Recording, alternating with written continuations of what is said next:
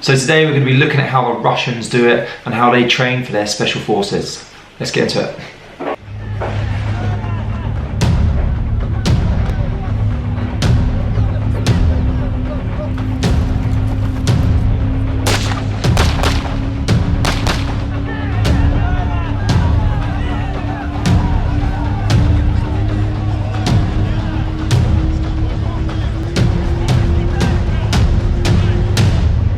Здесь человек борется не с инструкторским составом и не с квалификационной комиссией. Он борется прежде всего с самим собой. That's a great starting point there. You're up against yourself. They don't care about anything else. It's whether you can. The tests are so tough. It's whether you can complete it mentally. Obviously, you need to be there physically. But when it comes to a lot of things, people give up mentally first, and then that's where they end up failing. So you got to compete against yourself and not worry about anyone else. Я знаю, что получу и уеду отсюда, в Берете назад. Главное — бежать.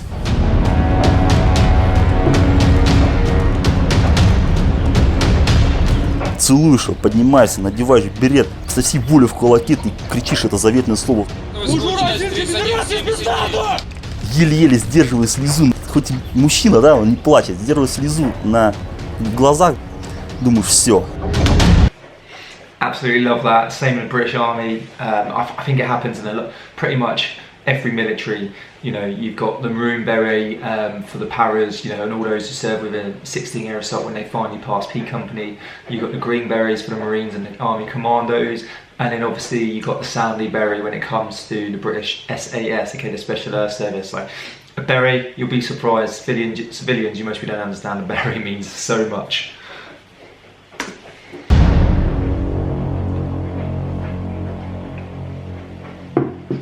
Вы кто? Спецназ! Вас не слышно. Вы кто? Спецназ! Спецназ! Ты! Спецназ! Ты! Спецназ! Ты! Бегом! Мы!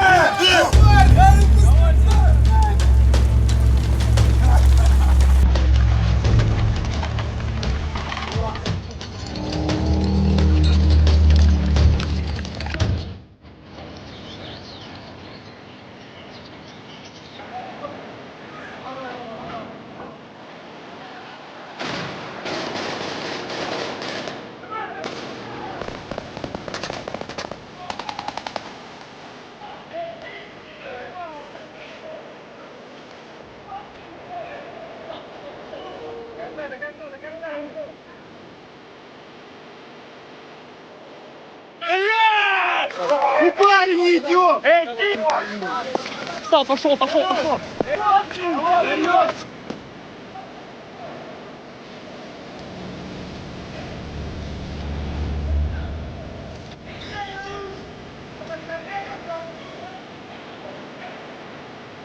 На руки все приняли! А что это мы идем? Я не понял.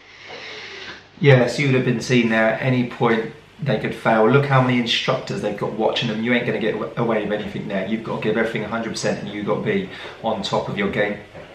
So it looking like from what I've seen so far, they have to do a series of tests throughout the day. So we'll continue to do it. We started off with a run. We've had some like IEDs, some go off, some explosions, maybe some indirect fire. And they're now moving in. Looks pretty tough so far, but let's keep watching.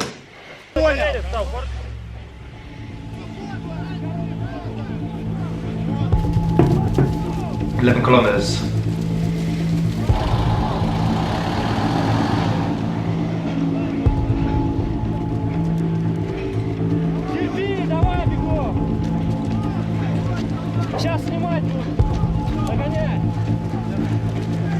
Кто-то там идет, кто-то дальше идет. Это вот опять же воля, как вот ты поставился, вот я могу, и будешь бежать, будешь бежать, и вот ноги, руки, там, голова, там, это все мелочи.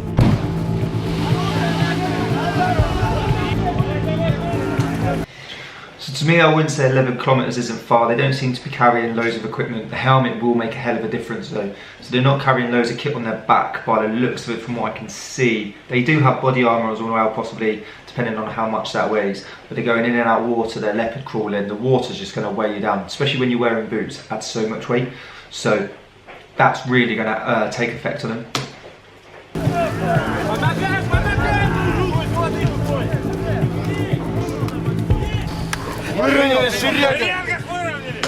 So what I've noticed as well, which is different to what we do, so when we tab, so tactical advance into battles, that's a march in all your equipment. We have to have 2 hands on the weapons at all times as if you was on patrol. There seems to be up in the air, they're constantly got it like that, so I'm guessing they'll get marked down as well if they don't have their weapon up like that. He's got his finger on the trigger. I wouldn't be doing that, but it's the Russians, so they obviously do it different to us.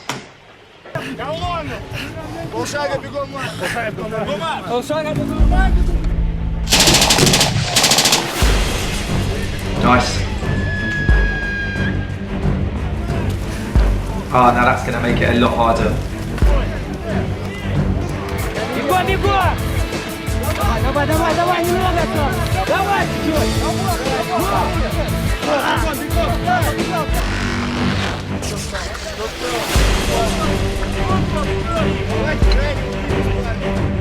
Совсем нету сил. То есть человек на грани потери сознания. И зачастую именно вот на этих последних 500-300 метров очень много людей не просто сходит, просто теряют сознание и не в состоянии дальше делать. So if they're fainting, you know, it happens all the time. It's more than likely due to like heat exhaustion. So they're most probably dehydrated and need to get more fluids on board. But sometimes you can push yourself that much that it does just happen. But majority of the time it'll be down to something like heat.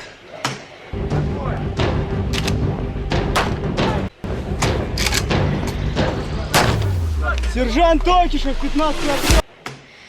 No need to do that. Even the SA-80, which people talk about, has been tested under seriously harsh conditions, where it's been absolutely buried in sand, had thousands of rounds put through it, never been cleaned, and it's still fired. So I don't see why that little march would stop it from firing, unless they've obviously hit it really hard along the way.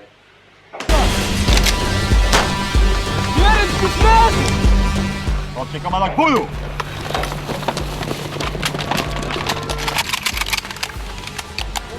Готов!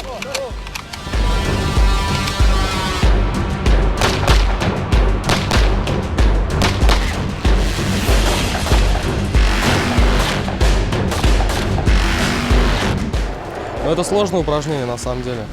Замешкаешься хотя бы на секунду, то уже все, ничего не получится. Бою! Так!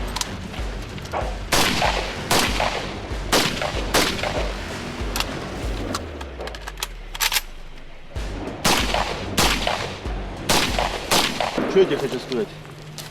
Ты красавчик. Yeah, the same as the Americans, we don't do it. You see him just launch his magazine away. We ain't going to do that. You know, if you drop your magazine on the ground, you'll just pretty much fail for that. We always have to put magazines either away in your dump pouch or back in your ammo pouch. Never throw away. I know in a contact situation, people say you do it. It's just how we're not taught. We just don't do it. It's down into your dump pouch, new mag on. But you can see how rapid they are. They are highly skilled. And they haven't got the most high-tech of equipment. They still use quite old equipment, but they're doing it in great position when they're firing and stuff like that. So definitely highly skilled.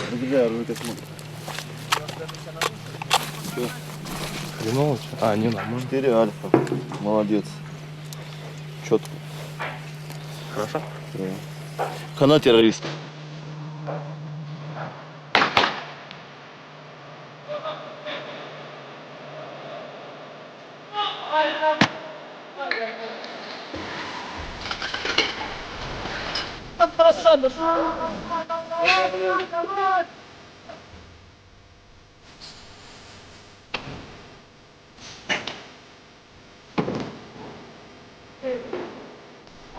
Минута 09.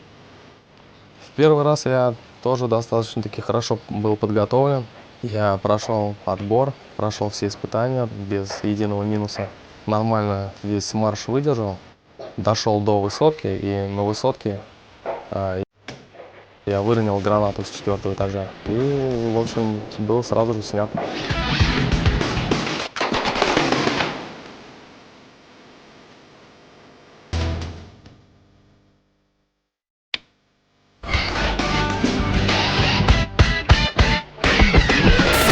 Здесь мы стараемся создать такие условия, чтобы наши военнослужащие выживали и выходили после этих квалификационных испытаний не инвалидами с тяжелыми.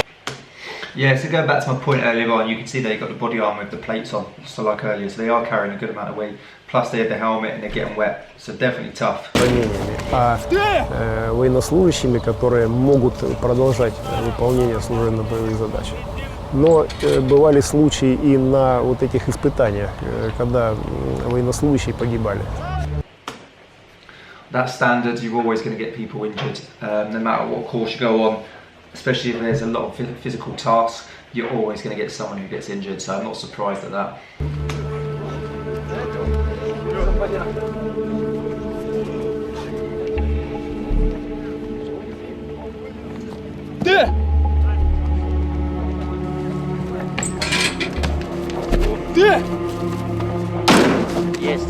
По правилам-то, кроме краповика, берет никто не должен трогать, потому что так нельзя. Неуважение проявляешь. Я что-то можно там посмотреть, он тебе. Я тебе посмотрю. Сдашь, можешь брать в руки сколько хочешь. It is, it's standard, you don't touch a maroon beret unless you've earned the right to, and it's the same with them. Like I said at the beginning of the video, you don't understand how much a beret can mean to someone.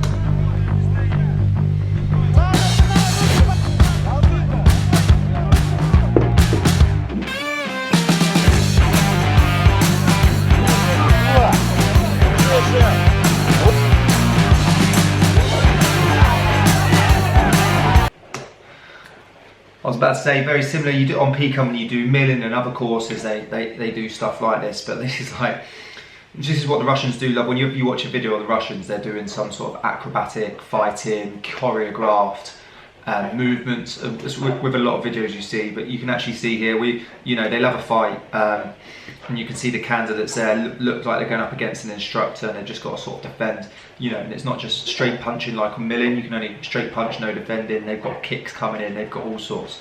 So it takes a lot of courage to get in there and do that.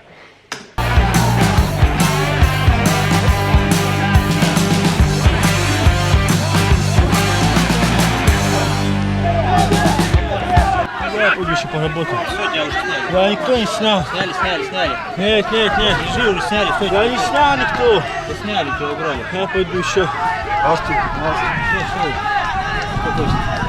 Проигрывать тоже надо с достоинством. Мы, конечно, смотрим реакцию и можем, в общем-то, не допустить на следующее испытание человека, который себя повел неадекватно.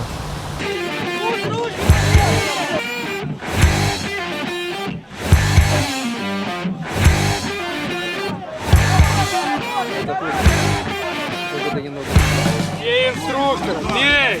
Не гладь, а бей! Стоп!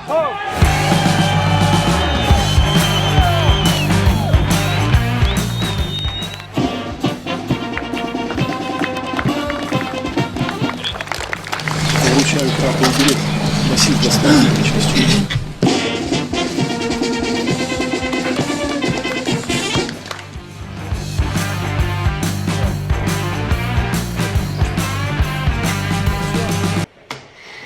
Not bad, actually quite a high pass rate. That's what, 50% exactly passed that and got their beret, which is a very good pass rate and good on them.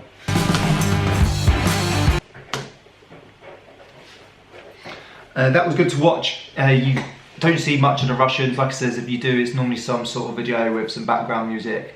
It's actually a good insight to see the soldiers and the instructors themselves and see how they go. They've got some really good equipment there. Not surprised being in special forces, like their obstacle courses and the tall buildings. Their other equipment, no, if you're looking at like their helmets and their plate carriers and the weapon systems, looking at theirs compared to what our British UK Special Forces have got, or even just some of our systems within like 16 Air Assault and the Royal Marine Commandos, it is completely different. I would say we're highly more technological equipment, but you don't know what they're hiding as well. The Russians might only want to release so much on social media. That's the problem. It's not the problem with Russia, but that's just what they're good at. They don't release so much. There's a lot of speculation what they're actually like. So it's actually good to see. And they just seem like every other army, fit, keen blokes who want to get a beret, earn the right, and serve with pride. And that's pretty much what it is all about. they do their courses slightly different, and there's a lot of instructor involvement trying to get them through. You can see them trying to cheer them on, pushing them on runs and stuff like that. There's a lot of our more arduous courses you sort of just got to get left to it. But very interesting to see how the Russians actually do it. Hope you enjoyed the video, and let us know if you did, and I'll see you soon.